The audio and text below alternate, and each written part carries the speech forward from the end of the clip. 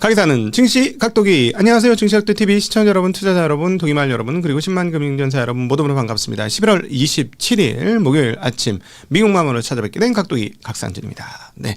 자, 오늘 장 한마디. AI 설비 투자가 과잉일지라도 아직은 부잣집들의 잔치다. 네.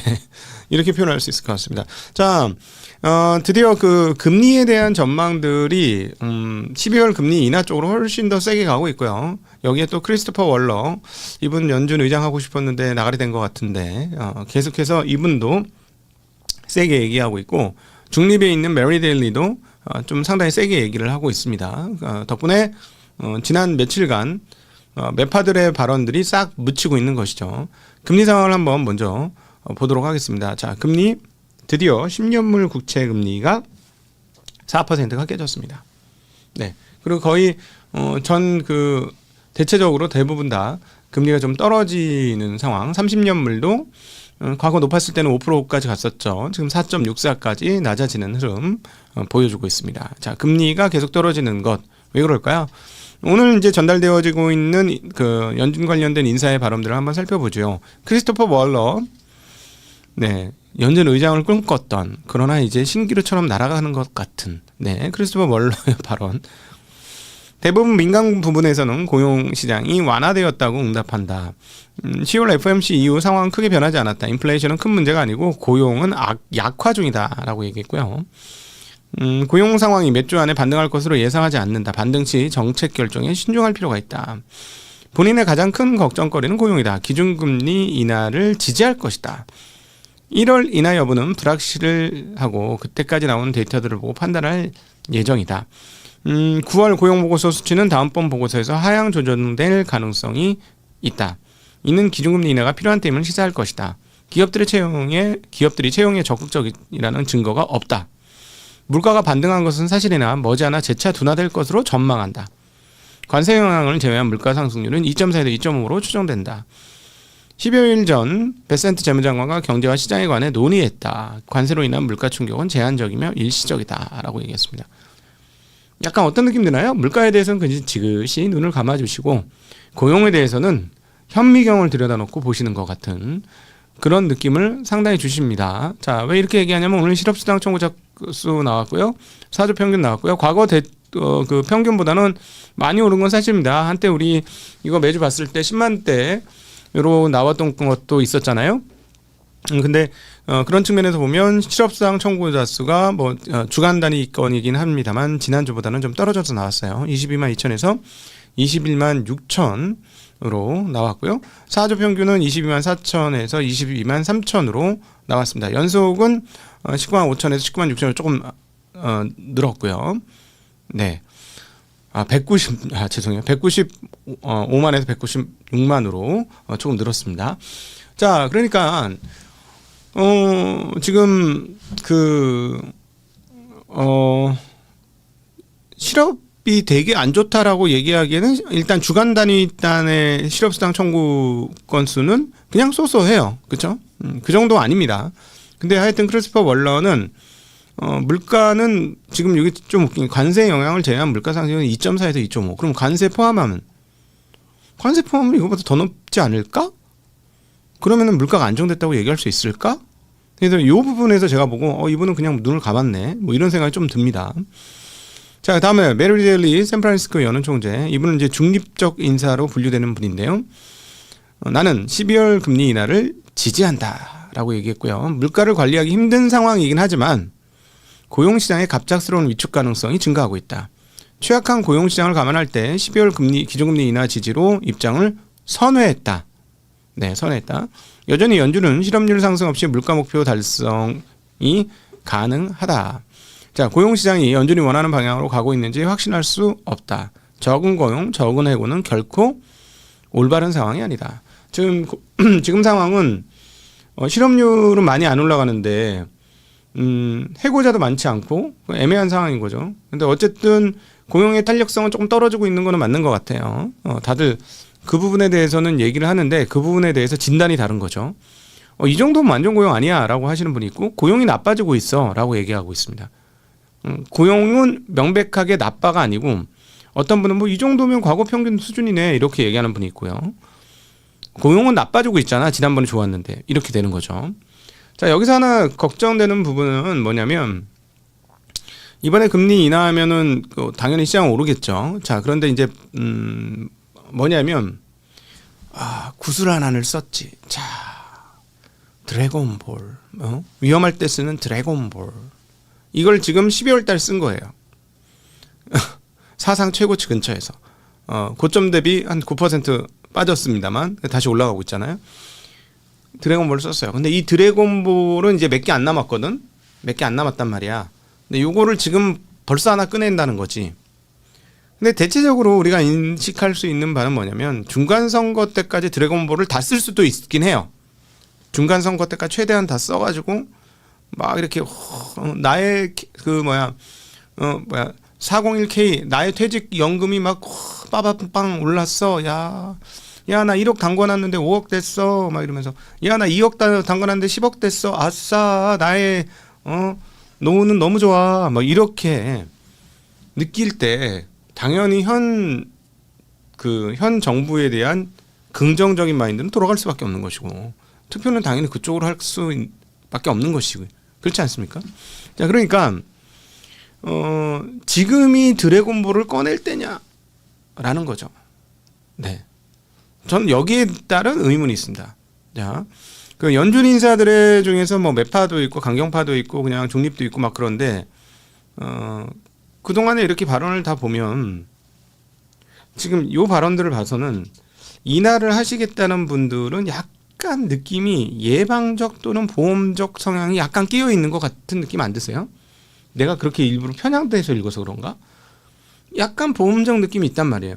사실은 미국장이 오래도록 잘 가려면 이 드래곤볼을 아껴서 써야 되거든. 드래곤볼을 아껴가지고 금리 인하라는 드래곤볼을 아껴가지고 좀 이렇게 조정 이 정도는 감내할 수 있어 하면서 이번에는 금리 인하 안 하지만 다음번에 금리 인하 합니다. 뭐 이런 식으로 하고 앞으로 이제 금리 인하할 가능성은 계속 있는데 지금은 뭐 그렇게 아니니까 뭐 이렇게 질질 끌어가지고 드래곤볼 안 쓰고 그렇게 해서 가면은 시장이 죽지 않고 이렇게 막 할 수 있는데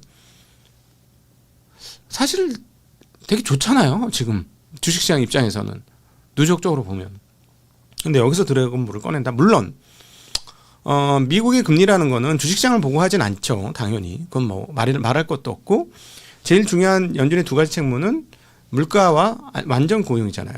그런데 여기서 궁금한 거가 뭐냐면은 여기서 금리를 내려서 주식시장이 올라가면은 물가가 잡힐까? 물가가 다시 오르면 그거가 최고 악재입니다, 여러분. 지금 사실은 오늘 설명드릴 거는 되게 간단해요. 금리가 인하할 확률이 높아졌다고 시장이 판단하자. 그럼 뭐 하지? 그러니까 AI밖에 안 보이는 거야. 와, 이제 됐어. 야, 이제 투자해도 괜찮은 거야. 그리고 이제 털릴 애들 다 털렸잖아, 지금. 레버리지 써가지고 막 갔다가 야, 빨리 돈 벌어야 돼. 레버리지 갖다 써. 막 이러다가 또 퍽 떨어진 거야. 마진콜 났어. 야, 돈 좀 없어. 돈 좀 빌려줘. 이렇게 된 거야. 야, 돈 좀 빌려줘. 그래가지고 걔네들이 이제 일단락 된 것 같아요. 터질 애들이 다 터졌어. 죽을 애들이 다 죽고 이제 안정이 되고 있는 거고 사실은 그 부분 또 금리에 영향을 조금 미쳤다고 봅니다. 예. 왜냐하면 아직도 여전히 단기 자금 시장이 약간의 쇼티지가 있어요. 여기서 말하는 건 SOFR. 네. 뭐냐면 은행 간 금리와 그다음에 연준의 돈을 맡기는 지준불이라는 게 있습니다. 너무 어렵나? 연준의 돈을 맡기면 돈을 줘. 이자를 주는데 요거보다 요거 금리가 좀 높아요. 시중 은행 간 금리가 조금 더 높아요. 보통 그 연준 지준불이가 높으면 지급준비금에 대한 이자를 부과하는 지준불이가 높으면 돈을 어디다 맡겨요? 연준에다 맡깁니다. 내가 돈이 남아있으면 이거 야 남아있는 돈 뭐해? 너 지금 하루에 너 이거 이자가 얼마인데 너 지금 그냥 들고 있었어. 야 빨리 저기다 넣어야 될 거 아니야. IOFR인가? 하여튼 그거. 예, 거기 넣어야 될 거 아니야. 지금 아이고 이게 진짜 월급 받고 뭐 하는 거야 지금 빨리. 하루에 네 월급도 더 나갔잖아. 하면서 빨리 넣어야 되는 거야. 돈이 남아있으면 시중에. 근데 말이죠. 야, 결제할 돈이 없잖아. 너 뭐 하고 있어? 빨리 돈 꺼내와야지. 저기서. 지준 맡긴 거 빨리 꺼내와. 이렇게 되는 거잖아요. 그렇죠? 이렇게 되는 건데 지금 아직까지는 저쪽보다 이쪽 금리가 높습니다. 그러니까 시중에 돈이 조금 부족한 상황이다. 라는 상황이에요. 이 부분도 금리 부분에 조금 영향을 미칠 수 있는데 제가 이제 조금 의문인 점은 사실 객관적으로 말해서 지금 나쁘냐는 거야. 되게 좋은 상황인데 여기서 밀려서 드래곤볼을 꺼내면 도대체 진짜 나쁠 때 쓸 드래곤볼은 어디 있을까? 진짜 최악의 경우는 어떻게 드래곤볼을 쓸 건가? 라는 생각이 들죠. 저는 솔직히 그런 생각이 듭니다. 옆에서 이제 관찰자 입장에서 보면. 자, 어쨌든, 자, 요거 이제 오늘 다 이해되셨죠? 오늘 제일 중요한 포인트는 이 금리권이에요. 자, 이제 금리가 해결되니까 어디가 날아갔어? 논란이 되었던 반도체들을 폭주를 했습니다. 핀비즈를 통해서 보시면 확연하게 드러나는 대목이죠. 반도체 주식 날랐어요. 또 AI 관련주들 그동안에 이제 악재를 털고 확 뛰쳐 올랐습니다. 오라클 보시면 알죠. 상당히 큰 폭으로 올랐고 브로드컴 아직 실적 발표 안 하고 앞으로 실적 발표할 건데 브로드컴에 대한 긍정론이 굉장히 많습니다. 그 브로드컴에 대한 그 골드만삭스의 분석 내용을 보면 4분기는 무난할 것 같은데 26년도 AI 관련 매출 가이던스가 어떨까 궁금하다라고 하면서 전년 대비 100% 성장을 얼마나 웃돌지가 중요하다라고 얘기했습니다. 뭐야?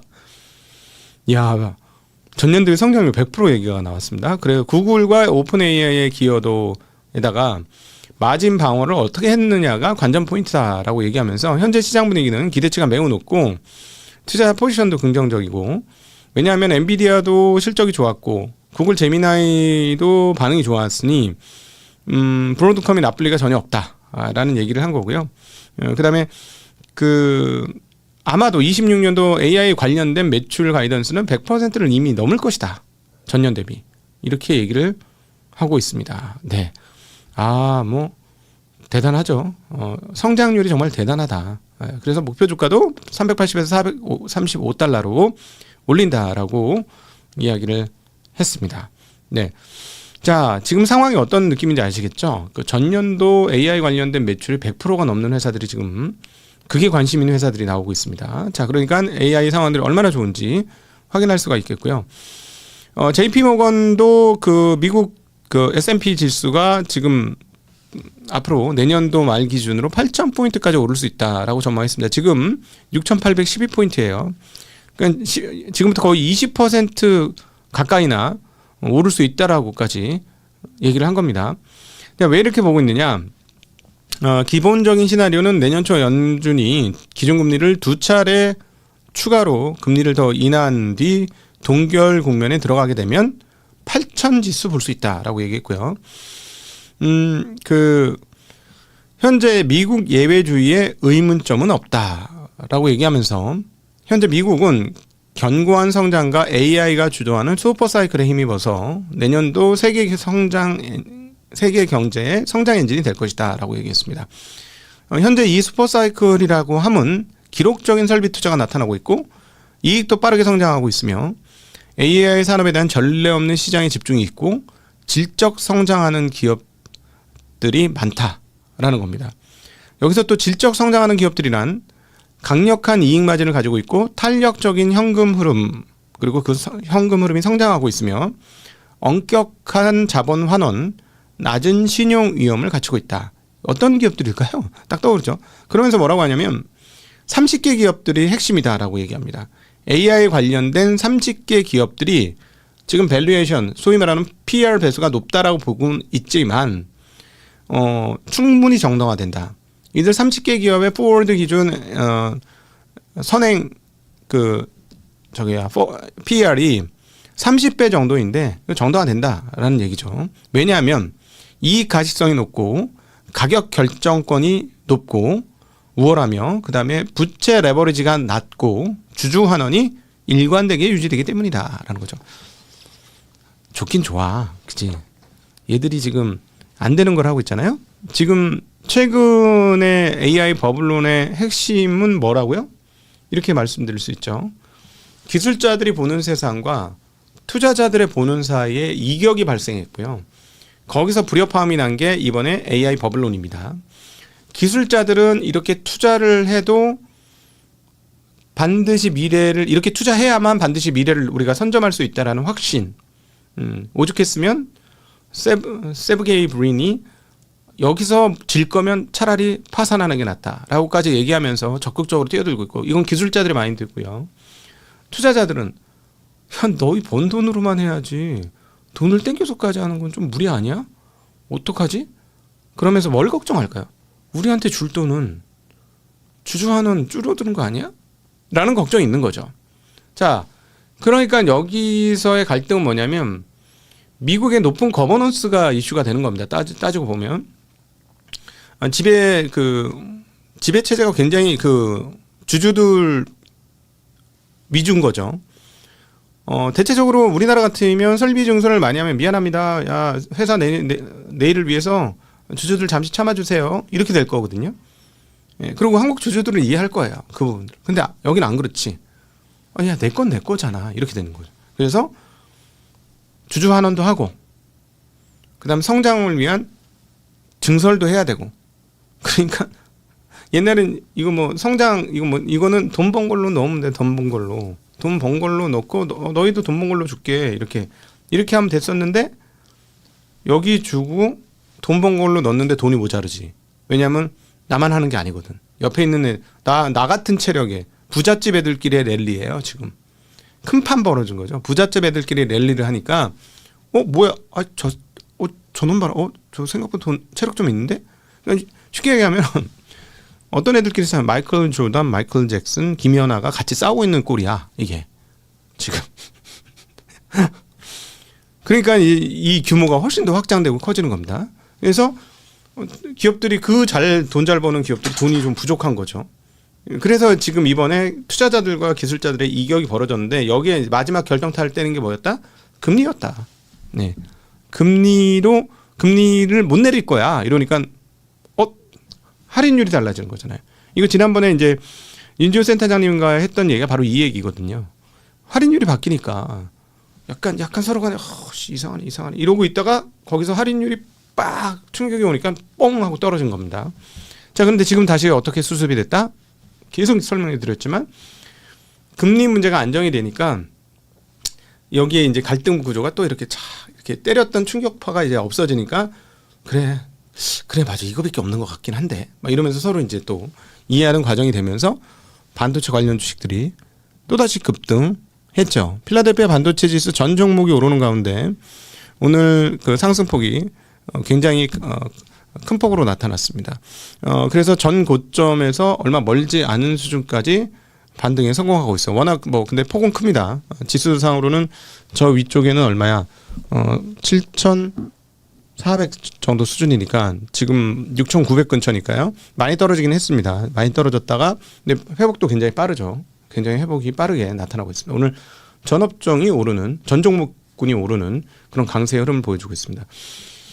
사실은 우리 입장에서는 쓰기만 해주면은 설비 증설만 하면 우리는 좋지 뭐. 그리고 델 컴퓨터가 불만을 토로했습니다. 메모리 가격이 급등해서 우리의 마진이 스퀴즈 나고 있다. 주가 빠졌어요. 완성 PC 만드는 업체들이 미쳐버리겠네. 메모리값 올라서. 그러고 있습니다. 지금 현장에서도 아마 이럴 것 같은데요. 지금 용산도 이거 장사 안 될 것 같고, 저 졸업 PC 만드는 이제 2020년에 PC 바꾼 사람들이 이제 이거 PC 또 바꿔야 되는데 나갔는데 디램 때문에 그냥 돌아서는 정도 분위기일 것 같은데 이 정도면. 예. 어쨌든 그렇습니다. 자, 여기에서 하나 이제 앞서 이제 그 투자자와 기술자들의 이격과 관련해서 핵심이 되는 회사가 챗 GPT, 오픈 AI죠. 챗 GPT에 대해서 그 분석한 내용이 있어서 한번 나눠보면 좋을 것 같습니다.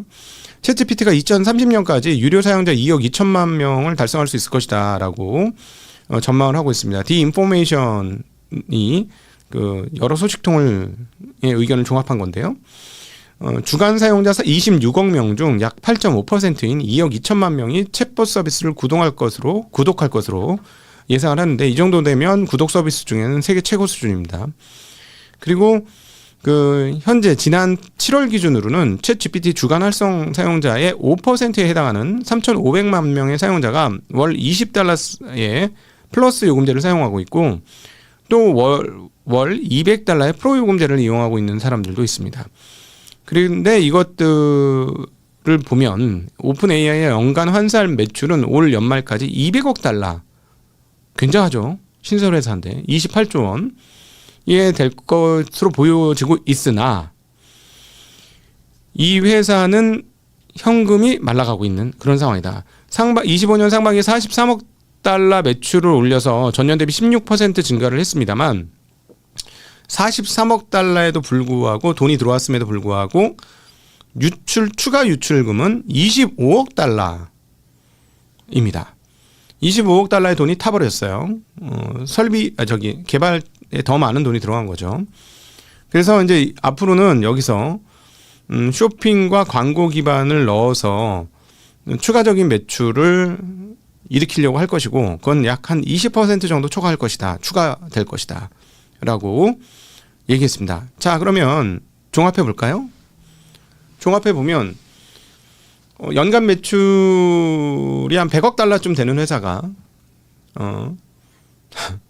비용을 $150쯤 쓰는 거죠. 네, 그런 상황인 겁니다. 네, 그래서 좀 과하게 더 많이 돈을 쓰고 있는 거죠. 근데 여기서 돈을 안 쓰면 뒤처지니까 계속 달려나가고 있는 그런 상황이다라고 정리해 볼 수 있겠습니다. 자, 이 상황이 금융적인 여건이 좋으면 돈이 들어갑니다. 지난 2020년, 2021년 생각나는데, 그리고 닷컴 버블 때 98년, 99년, 2000년에 보면 손님들 계좌에 별 희한한 주식들이 들어와 있던 게 많았어요. 뭐냐면 일반인조차도 뭐 벤처한다 그래가지고 거기에 투자해가지고 그 주식을 발행해서 그 주식이 뭐 상장도 안 되고 뭐 그런 건데 증권 계좌로 또 증권 계좌 들어오는 거 봤는데요. 감히 여러분한테 말씀드리지만 여러분들한테 일반인들이라고 나는 일반적인 제너럴한 사람이라고 생각하신다면 나한테 누군가 투자를 해달라고 요청을 해서 그 주식을 사라고 하는데 내가 그 회사의 대주주를 아는 관계라면 모를까? 몇 달에 걸쳐서 들어오면 그거 다 사기라고 보시면 돼요. 아니면 사기가 아니더라도 절대 돈을 못 받는 것이라고 생각하시면 됩니다.